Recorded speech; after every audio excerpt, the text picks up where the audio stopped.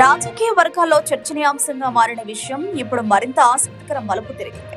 ABN Andhra Jyothi anchor Venkatakrishna తన తాజా కార్యక్రమంలో సంచలన వ్యాఖ్యలు చేశారు. తన మాటల్లో YCP MP Mithun Reddy liquor scam కేసులో అరెస్ట్ అయిన తర్వాత కూడా ఆయనను కేంద్ర ప్రభుత్వం ఐక్యరాజ్య సమితి బృందంలో భాగంగా పంపిందని చెప్పారు. ఈ నిర్ణయంపై టీడీపీ నాయకులు స్వయంగా బీజేపీ పెద్దలను ప్రశ్నించారని తెలిపారు.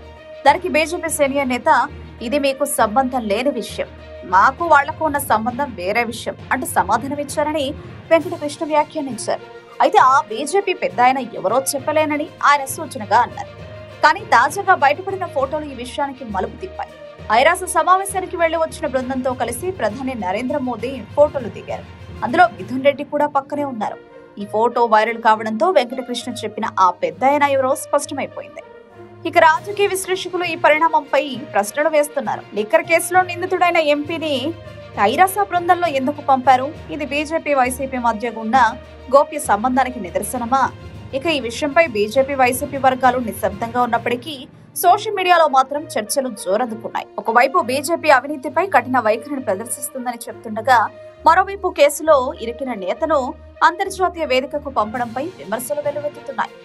మొత్తానికి ఏబీఎన్ వెంకటకృష్ణ వ్యాఖ్యలతో ప్రారంభమైన ఈ రాజకీయ చర్చ ఇప్పుడు ప్రధానమంత్రి వరకు చేరి బీజేపీ వైసీపీ బృందంపై కొత్త ఊహాగానాలకు దారితీసింది.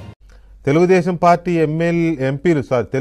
పార్టీ ఎంపీలు మిథున్ రెడ్డికి ఎలా ఇస్తారు లిక్కర్స్ కేసులో ఉన్న వ్యక్తికి అని అడిగినా కూడా బీజేపీకి చెందిన ఒక పెద్ద నాయకుడు మీకు సంబంధించిన విషయం కాదు, ఇది మాకు వాళ్ళకుండే సంబంధం అని చెప్పి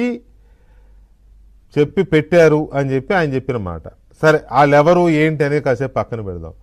లిక్కర్ స్కామ్లో ఉండి జైల్లోకి వెళ్ళి వచ్చిన వ్యక్తిని ఐక్యరాజ్యానికి పంపే బృందంలో పెట్టారంటే మరి దీనికి కొంతైనా చర్చ అయితే జరుగుతుంది కదా పట్టాభి గారు, మీరు ఎవరైనా చర్చించుకున్నారా?